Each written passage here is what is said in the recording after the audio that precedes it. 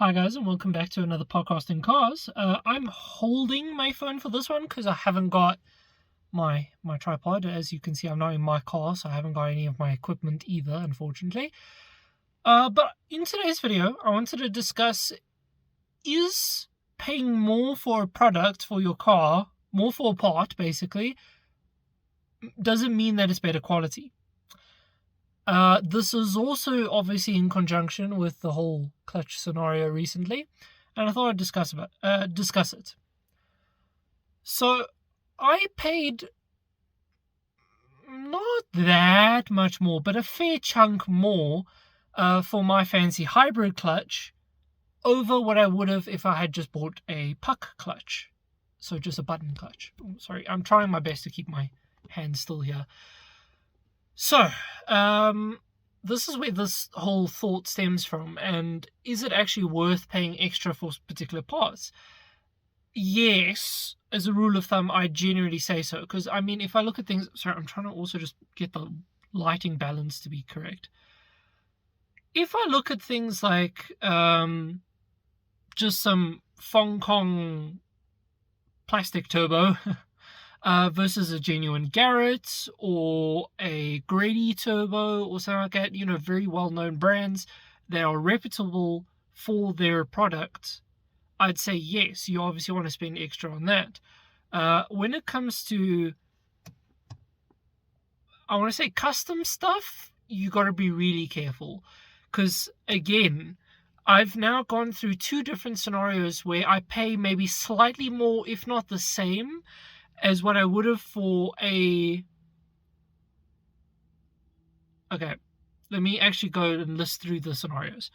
So I paid a little bit more than what I would have if I had bought a button clutch for my hybrid clutch.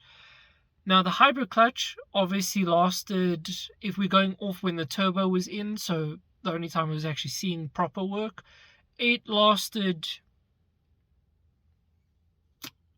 6 months? Maybe a little bit less. So not the worth the money that I threw at the problem.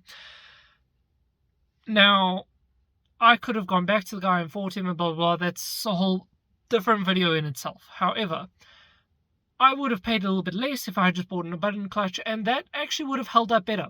And would have held all the power that I was asking it to, would have done everything, would have done its job fine. I just wanted to be fancy and try and make my life a little bit easier whilst driving, and it turned out that I ended up making things a little bit more difficult. So, in terms of that, there's that scenario to support my not always spending extra money actually goes towards a better product. The second example I have of it is my exhaust manifold. For the same price, I could have gotten a log-style manifold, which obviously doesn't flow as nicely, it doesn't spool as nicely, so on and so forth. It doesn't scavenge as nicely. That's an important thing for turbo manifolds and manifolds in general and stuff. It wouldn't have done as nicely, but the welds probably would have been a lot better, and it probably would have been just as robust. Now, I spent the same amount of money and I got a tubular manifold. I was slightly disappointed with the welds. If anybody remembers the whole turbo build saga, we will remember me discussing that previously. But I'd still say that was worth it. It's a little bit of a 50-50, but I'd say it was definitely worth me spending a little bit extra money, if you will, to have gotten that kind of manifold, because it scavenges really nicely, the turbo sits really nicely up and neat in the engine bay, it's really good, it sounds great, so on and so forth. It's all absolutely beautiful. The only thing that I had irks with was that the guy kind of mucked me about whilst he was making it, but that's a different story. That's because the guy, not his work. His work only disappointed me because the welds weren't what he promised. So yeah. Sorry, gonna swap hands. That's gonna be shaky. I'm very sorry. Now moving on to some more extravagant bits. For example, like I listed earlier, a turbo itself. But so a turbo itself, I feel rather spend the extra cash. You don't want to skimp out on cheap turbos, and then it lands up damaging stuff like internally on the engine and stuff. So I would not skimp out on cash for that front. Also on things like a boost controller. Ooh, sorry, my camera is so shaky. Also on things like a boost controller, I'd highly recommend rather getting a reputable boost controller that is well known and is known to work very well. Like a Grady setup. Trying to think of what the other ones are. Are they AFM? Is that the brand name? I can't remember. Somebody can list it in the comments down below. But anyway, those brands are well known. They do their stuff properly. Whilst, just going for some cheap Chinese one that will maybe work is dodged, because just now it doesn't work and then it just keeps building boost pressure and then boom. So, yeah, I think it very much does depend. We actually also currently having an argument about tires. Tires are something else that I feel, rather spend the extra money and go for a pair of I really wish I could English. It would be great. A pair of Hankooks or I don't know, quality brands that are recognized and well known for their grip and strength, I guess, in the rubber. I've obviously had good experiences with Hankook, so I'm going to vouch for that. But obviously there's like Michelin, Toyo, so on and so forth. Don't put on a set of Linglongs and expect it to do particularly well. You know what I mean? So, sorry, my face was itchy. I don't know. I guess it does very much depend on what you are spending it on, and then also what it's going on to. For example, if you're just looking at doing spare parts, okay, this is so shaky. Is that better? I think that might be a little bit better. Okay.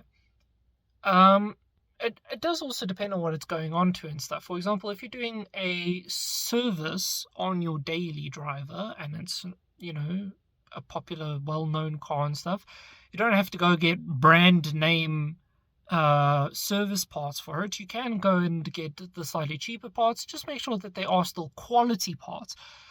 If they're cheaper, obviously it's fine, but the argument always comes in with look at the quality of the product over its cost, in my opinion. If it is retardedly expensive and you're only getting this much more quality out of it, maybe, it depends on the situation. Maybe you want that little bit extra quality because you're pushing 1,000 horsepower or something.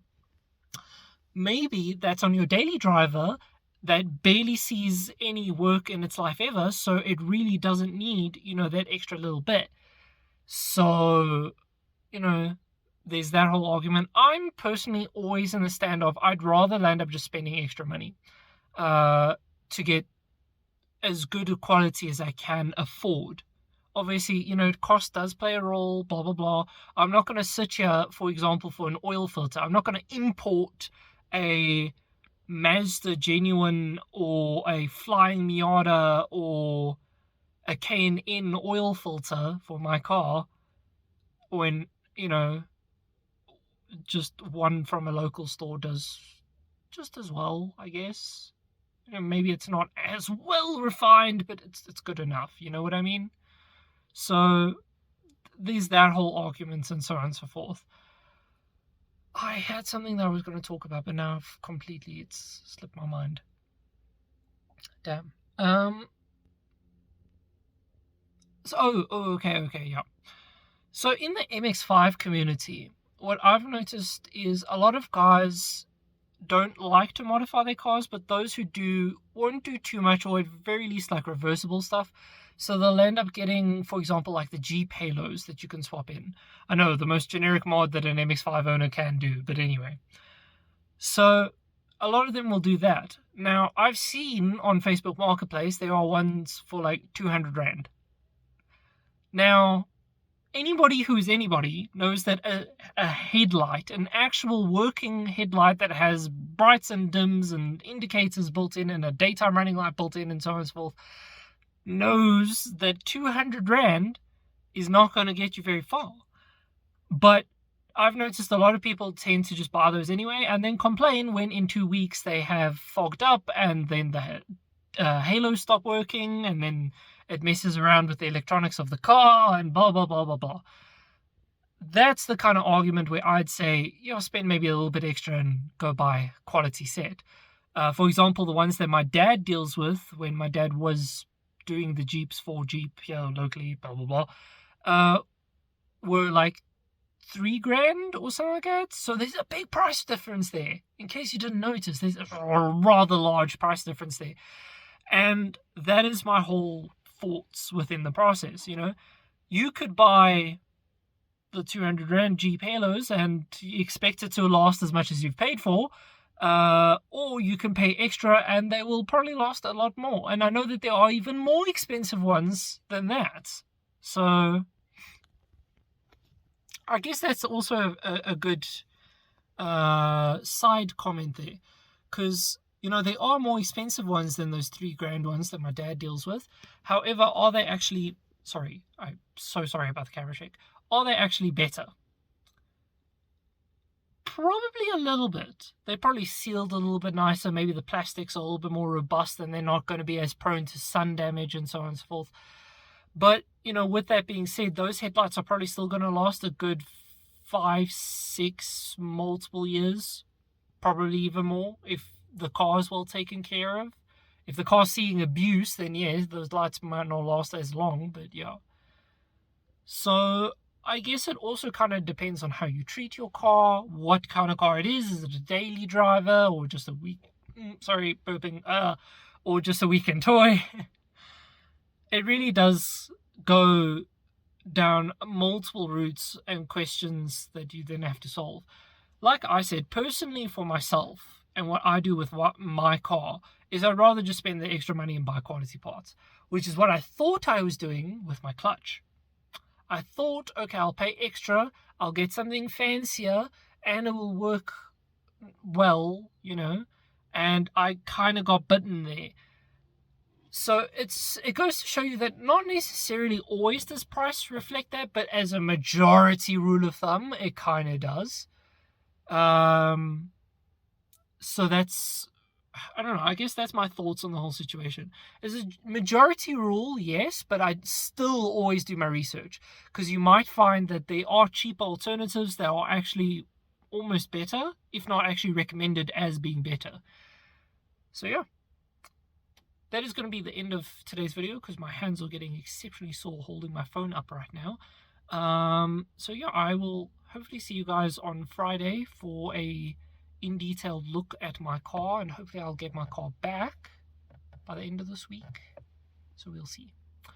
Until then, guys, I dearly hope that you have enjoyed today's video. I'm so sorry about the lack of content and lack of enthusiasm within the content and stuff. I'm really not feeling it anymore. I'm getting a little bit irritated with YouTube, and I want to say almost lack of support. It's so difficult to grow your channel, and I'll finally have a video that kind of pops off, and then suddenly my whole channel dies for the next couple of videos because it's not the exact same content. And I'm like, I don't know what kind of to do anymore, because I feel like I'm posting the same content or same kind of content, and then I post and then it doesn't do well. I'm so confused. So that's kind of thrown me. Then my laptop breaking and my car breaking and this and that, and I just haven't got the money to fix all of this, and I'm gonna have to borrow money from my parents again.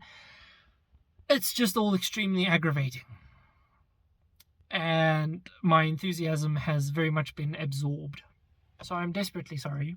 Hopefully things will have a little bit more of an upbeat by next week when my car's up and running and driving properly again. And yeah, I hope to see you guys then. Just a reminder to please let me know. Oh shit, I haven't posted anything about that on my Instagram. I didn't mean to. Gosh, oops.